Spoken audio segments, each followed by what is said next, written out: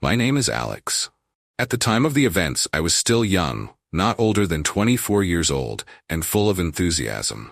I remember when I got promoted. I was madly in love with my girlfriend, Lily. We never got bored together. We had common interests, musical tastes, and similar worldviews, so we always had something to talk about. Moreover, she grew up in a family of police officers, so she perfectly understood my desire to pursue this career and patiently tolerated urgent matters that arose at work and sometimes led to the cancellation of our dates. Not every girl would calmly handle situations where I had to rush to work in the middle of a meeting. I think it was her patience and understanding in this regard that attracted me. We were in a relationship for about 3 years when we decided to move in together and get married. At that time, she was still studying in her 3rd year of medical school. After a modest wedding with close relatives and friends, we rented a 30 square apartment with excellent renovation and a balcony, but practically without furniture. The apartment only had a toilet, bath, and kitchen sink. At first, we even slept for a couple of months on an inflatable mattress, but we took this minimalism lightly. Overall, it was a fixable situation, and besides, my salary was quite good for our region, especially since overtime, weekend, and holiday shifts were paid extra. We lived in that apartment with my wife for over a year. During this time, I bought a lot of furniture and household appliances for the apartment, and we got internet installed. I was already considering taking out a mortgage to buy this apartment. The apartment was always clean and orderly. Anyone who studied at police or military academies would understand how ingrained this maintenance of order becomes. But most of the expenses, of course, were covered by me, from rent in our apartment to buying all the furniture and groceries. Lily contributed some pocket change to the shared budget, but I understood her situation and didn't ask for more. She was studying at medical university, so almost all her finances went into education. She worked in various places just to make ends meet. In general, despite the difficulties, we lived in complete harmony until a certain point. Everything changed on a not-so-beautiful day at the end of summer when my phone rang at 4 a.m. There was a general alert in the region. One of the prisoners had escaped from our city's colony and disappeared into the forest. In short, it meant putting on the uniform and being at the designated assembly point in an hour. From there, we would be picked up. The chief would give instructions and necessary information, and we would be sent with a group to search for the criminal in the forest with trained dogs. How many hours or days these searches would take, damn if I knew, but I always mentally prepared myself not to be home for the next day. My wife was aware of all the intricacies of my job.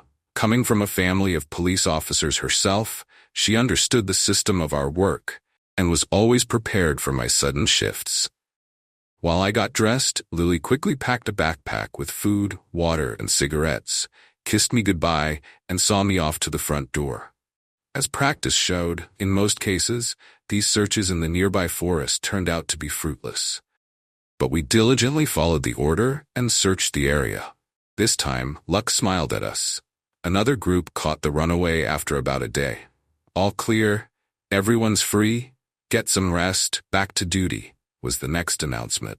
The next day, tired but satisfied with the work done, my colleague and I returned to the city at around 7 a.m. I entered the house quietly, opening the door not to disturb anyone. I immediately noticed something amiss. Along the corridor, there was a pile of shoes and many jackets were hanging on the hooks. As you can understand, none of it belonged to me or my wife. It didn't bode well. I collected myself, whispered to myself about keeping a cool head and steady breathing. It was my mantra to take control of nerves. Without taking off my shoes, I began inspecting the apartment. It is difficult for me to find words to describe the nightmare I witnessed. The extent of this horror could only be conveyed with the help of profanity, but even that would be insufficient. The apartment looked like a hurricane had swept through, or an earthquake, or a summoning of spirits from the other side, only without pentagrams and blood. It wasn't just a student party, It looked like the last party of their lives, as if the end of the world was imminent. The bathroom was covered in someone's vomit. Even the walls were stained. The tap in the bathroom was torn off, water flowing smoothly into the sink drain. Some guy in wet clothes was sleeping right in the bathtub. The kitchen was a mess with broken dishes and dozens of empty alcohol bottles. Another intoxicated body lay unconscious against the wall. One of the wall shelves where a bunch of spices was stored was torn off and lying shattered on the floor, the spices scattered around. Another room didn't look any better. The transformable chair in the living room was unfolded, and a couple managed to fit in it, sleeping in each other's arms. The plasma TV, which I bought on installment 6 months ago and only paid off last month, lay on the floor, broken. The full picture of this chaos was completed by the bed, on which my wife lay naked and in the embrace of some guy. A couple of used condoms lay on the floor near the bed. Apparently, something inside me snapped at the sight, because the first thing I wanted to do was not to endure all this to the end, but to go out to the balcony for a smoke. I should have stayed inside. There was a bucket, a mop, and my favorite ashtray, usually kept there. That same bucket was also smeared. Instead of the ashtray, there was a regular plate with a bunch of cigarette butts that didn't fit in it and were scattered all over the floor. My collection of succulents, of 11 species, was gone. Out of curiosity, I looked down and saw it below, more precisely what was left of it. Broken pots and dead plants. Probably, it was fun to throw pots from the 5th floor. That's when I went berserk. The coldness I tried to maintain in my head completely disappeared, giving way to hot rage. I didn't even know what angered me more in this situation. The fact of my wife's betrayal, or the sight of the destroyed apartment that I had carefully arranged for a whole year at my own expense. I had worked like crazy all this time to ensure that our family lacked nothing. I fed, clothed, and even did the repairs myself. I hadn't even bought new underwear for myself in a year. Everything went to my wife and the house. And what did it turn into? Lily didn't just have a party. It was a cursed orgy with wild drunkenness and destruction. I finished my cigarette, carefully extinguished it in the plate, and the first thing I did was record everything on my phone, capturing the faces of each of these guys on camera. With the compromising material collected, I began educational work. No, not giving a lecture. My talk was short and consistent, mainly of blows from my fists. Due to a severe hangover, the company didn't immediately realize what was happening. The guys took the brunt of it. I tried not to use force on the girls, just intimidated them by smashing empty bottles nearby. I just let loose, ferociously, wildly, with pleasure. When I cornered them all, I told them they had until evening to clean up and return everything to its original state, or I would file a report against all of them, and being a police officer myself, would make sure their lives weren't sweet. After this, Lily continued to sit on the bed, shamefully covering herself with a blanket, her eyes wide open, red from tears. "Hun, I'll explain everything," she stammered. From this worn-out phrase, I only got angrier. Through gritted teeth, I hissed, "Gather your things and make sure your spirit is not here by evening." I left the apartment on that note, giving the students a chance to clean up the mess they had created. I called my work partner, briefly explained the situation, and spent the evening at his place.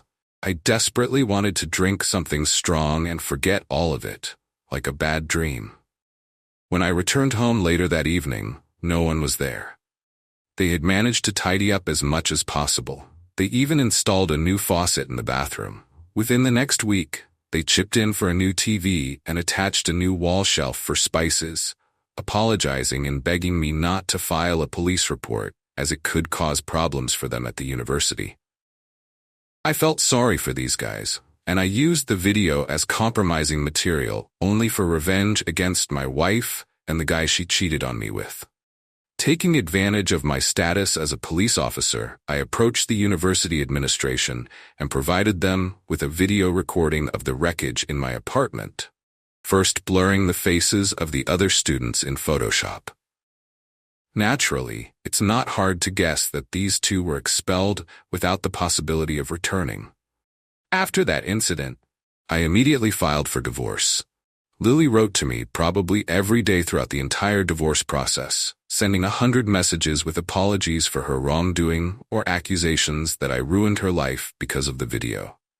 From my perspective, it resembled emotional swings, and it became a kind of mystery about what Lily would write to me next. I only gloated in response, feeling a special satisfaction from the fulfilled revenge. Did I act unfairly? Perhaps. An eye for an eye, as they say. I felt no guilt and impatiently awaited the day when I would finally be free. I was even glad that our apartment was rented, and on paper I was the only one responsible for it, allowing me to continue living there peacefully without dividing assets. Lily gained nothing materially from our divorce.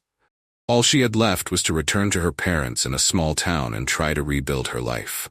Many years after this situation, I'm even glad that it ended this way. I could have continued living with a two-faced girl, unaware of the deception, and that would have been much worse than the horror I saw in my apartment on that fateful day. I have become wiser and more cautious in my relationships with other women, allowing me to protect myself from making mistakes again. That's the story.